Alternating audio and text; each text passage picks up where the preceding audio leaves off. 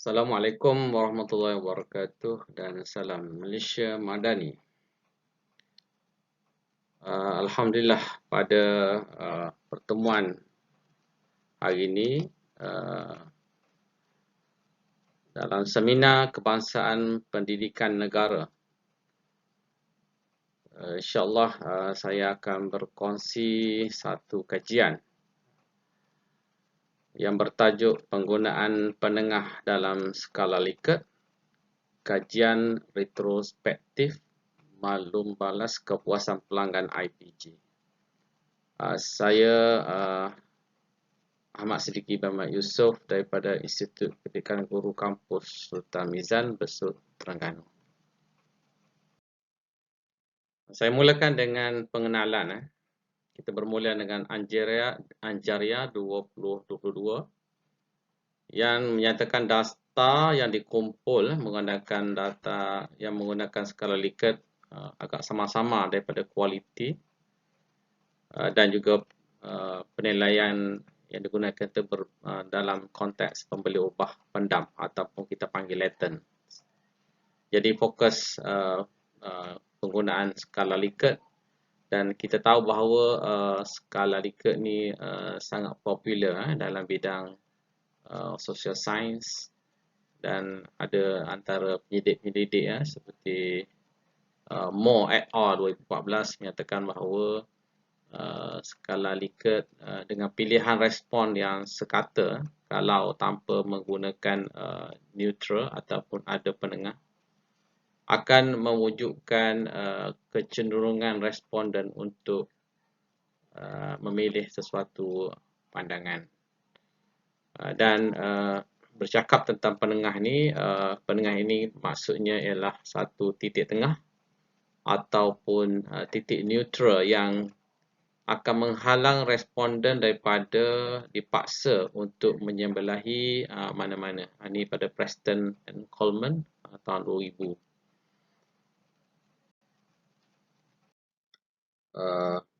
Penyataan masalah, kita sedia maklum bahawa untuk mengukur prestasi guru-guru, especially guru program ijazah sederhana muda perguruan PISMP, lepasan IPG yang membuat pengukuran untuk maklum balas menggunakan skala Likert, dan untuk pada masa kini prestasi guru-guru PISMP lepasan daripada IPG berada pada tahap yang cemerlang yang berdasarkan kepada standard yang telah diletakkan melepasi 92% penilaian kepuasan daripada pentadbir yang melepasi 92%, maka dikatakan produk ataupun keluaran guru-guru IPG ini adalah di tahap yang memenuhi standard kualiti. Namun perubahan telah berlaku pada pengukuran ini, iaitu perubahan penggunaan 4 skala mata Likert kepada 5 mata skala yang berlaku pada tahun ambilan 2015.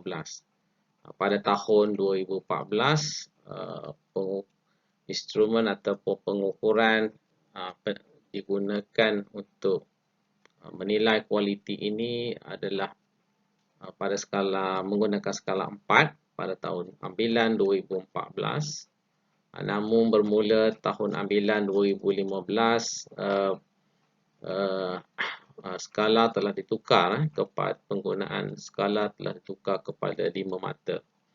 Secara tak langsung, perubahan ini memberi kesan kepada dapatan maklum balas pelanggan, iaitu pelanggan dimasukkan di sini ialah pihak pentadbir, pihak pentadbir sekolah yang menilai kualiti guru-guru baharu yang berada di sekolah selepas setahun mereka berada di sekolah dan mereka dinilai.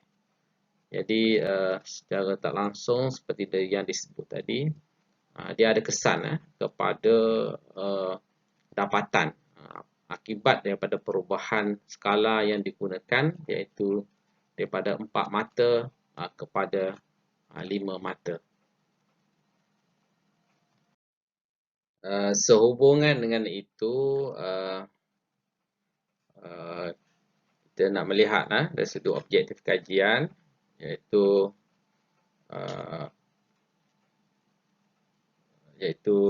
kajian ini dijalankan adalah untuk mengesan perubahan dapatan maklum balas pelanggan akibat pertukaran mata skala Likert. Dan untuk menjelaskan lebih terperinci, saya letakkan dua persoalan kajian di sini, iaitu adakah terdapat peningkatan dalam maklum balas pelanggan IPG, kesan daripada kemasukan penengah ataupun kita panggil midpoint. Yang kedua, adakah penggunaan penengah midpoint itu dalam maklum balas pelanggan IPG mengikut pengukuran sama jarak, iaitu dalam konteks linguistik ataupun kita panggil linguistic equidistant. Metodologi kajian ini menggunakan kaedah retrospektif terhadap laporan maklum balas pelanggan terhadap kualiti guru IPG yang melibatkan 5 komponen yang diukur. Yang pertama, pengajaran dan pembelajaran. Yang kedua, penyelesaian masalah. Yang ketiga, komunikasi. Yang keempat, pengurusan maklumat. Dan yang kelima, pembelajaran sepanjang hayat. Jadi kita lihat kepada kajian retrospektif ni adalah satu bentuk kajian yang meninjau kembali data-data yang terdahulu bagi mendapatkan apa yang telah berlaku pada satu ketika, dan dia dapat menjelaskan situasi yang terkini lah. Data akan dianalisis daripada laporan lepas yang melibatkan sampel daripada 27 IPG-K dan 1 ELTC yang telah dan data-data ni data yang dikeluarkan oleh IPGM 2015, dan data akan disisih dan diorganisasi dalam bentuk metrik bagi memudahkan interpretasi dan strategi analisis secara deskriptif lah. Kita gunakan min dan juga peratus. Dan data kuantitatif dikumpul menggunakan soal sidik dengan menggunakan skala Likert. Ada 5 di sini, bermula dengan 1 sangat tidak memuaskan, 2 tidak memuaskan, 3 agak memuaskan, yang keempat memuaskan, dan yang terakhir sangat memuaskan. Untuk dapatan kajian, yang melibatkan 5 pemboleh ubah yang telah disebut sebelum ini, kita dapati data-data yang dikemukakan ini kita ambil daripada ambilan 2014, 2015 dan juga tambahan 2016. Dan data ini adalah untuk menjawab persoalan kajian adakah terdapat peningkatan dalam maklum balas pelanggan IPG, kesan daripada kemasukan penengah iaitu midpoint. Jadi untuk skala 4 2014, jadi kita tidak masukkan midpoint di situ pada ambilan 2014. Namun bermula 2015, penengah ataupun penggunaan 5 mata Likert 5 mata mula digunakan bermula ambilan 2015. Dan kalau kita lihat secara tak langsung, kita dapati berlaku kenaikan. Di sini kalau kita nampak kenaikan itu dalam kadar yang sekata. Begitu juga berlaku juga kenaikan nilai daripada 2015 kepada ambilan yang selepas itu, iaitu Jun 2016 juga berlaku kenaikan. Itu penggunaan Likert yang sama juga ada sedikit kenaikan, berlaku sedikit nilai, berlaku kenaikan nilai. Dan dapatan untuk persoalan kajian yang kedua, adakah penggunaan penengah midpoints dalam maklum balas pelanggan IPG mengikut pengukuran sama jarak mengikut linguistik, iaitu linguistic equidistant, Dan penggunaan skala dalam pengukuran maklum walas pelanggan ini bermula bulan 2015 kita dapati penggunaan untuk penengah digunakan perkataan agak memuaskan, dan kita dapati juga agak memuaskan ini berada dalam kategori positif. Begitu juga dengan memuaskan dan juga sangat memuaskan. Manakala dia berada di di bahagian negatif, iaitu sangat tidak memuaskan dan tidak memuaskan. Sedikit perbincangan kalau kita lihat daripada result yang dipaparkan, terdapat peningkatan ketara dapatan maklum balas kepuasan pelanggan terhadap guru IPG di seluruh negara apabila sistem skala lika 4 mata ditukar kepada skala 5 mata, yang mana kita nampak berlaku perubahan semua konstruk 5 konstruk tersebut, dan peningkatan ini berlaku dalam 0.96 hingga 1.04, agak meningkat dengan begitu ketara sekali. Namun apabila kita mengukur penggunaan skala 5 yang sama pada tahun berikutnya, iaitu penggunaan skala 5 mata pada tahun ambilan 2015 dan juga 2016, kenaikan min itu tidak begitu ketara, iaitu berlaku pada kadar yang sedikit, iaitu pada 0.01 hingga 0.10.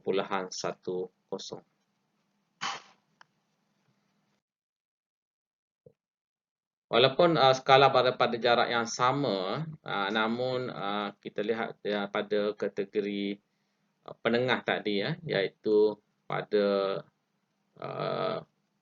nombor 3, yang ketiga, iaitu agak memuaskan, kita dapati ia tidak bersifat penengah dalam dan berada dalam kategori positif. Ini kita rujuk kepada perbincangan dalam kalangan ahli sarjana. Saya petik Wagias 2006 menyatakan bahawa hanya satu item yang boleh menerima penarafan di bawah kategori seperti neutral, sederhana ataupun tidak pasti. Okay, dan juga Armstrong 1987 juga mencadangkan perkataan tidak pasti ataupun neutral digunakan pada penengah. Lebih baik digunakan tidak pasti ataupun neutral. Manakala Kandasamy et al. 2020 mencadangkan perkataan tidak tahu sebagai pilihan tengah dalam skala 5 Likert. Jadi dia sedikit kontra seperti mana dengan apa yang diletakkan dalam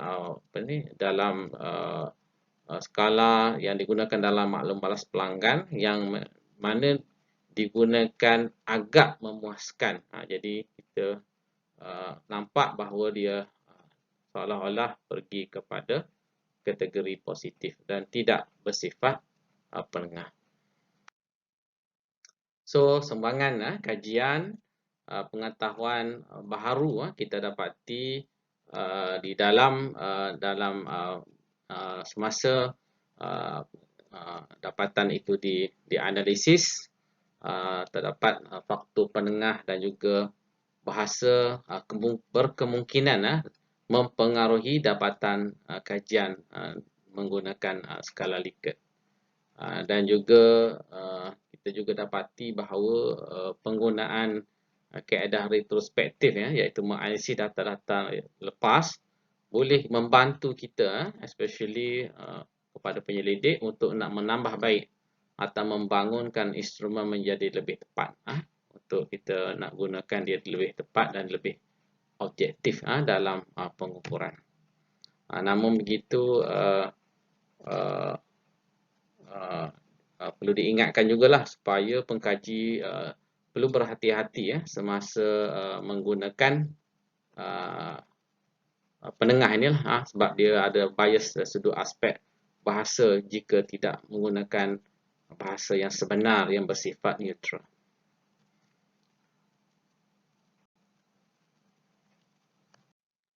Rumusannya, penggunaan penengah dalam skala Likert boleh mempengaruhi dapatan sesuatu kajian. Yang kedua, skala Likert yang baik akan mempamerkan item Likert yang bersimetri, yang mempunyai kategori penengah neutral dan mempunyai huraian bahasa yang jelas dalam mengimbangi maksud bagi setiap kategori. Dan akhir sekali terdapat limitation dalam kajian ini yang menggunakan kumpulan populasi yang berbeza, iaitu dapatan pelajar ambilan 2014 dan juga ambilan pelajar 2015 dan satu lagi adalah 2016. Jadi untuk kita nak mengurangkan bias persampalan cadangan pada masa hadapan, kita boleh gunakan kumpulan pelajar yang sama, namun kita gunakan dua set instrumen yang berbeza, satu menggunakan skala 4 mata dan satu lagi menggunakan skala 5 mata. Sebab jarak masa 1 tahun dengan data sebelumnya juga boleh menyebabkan dari sudut unsur bias ini terjadi.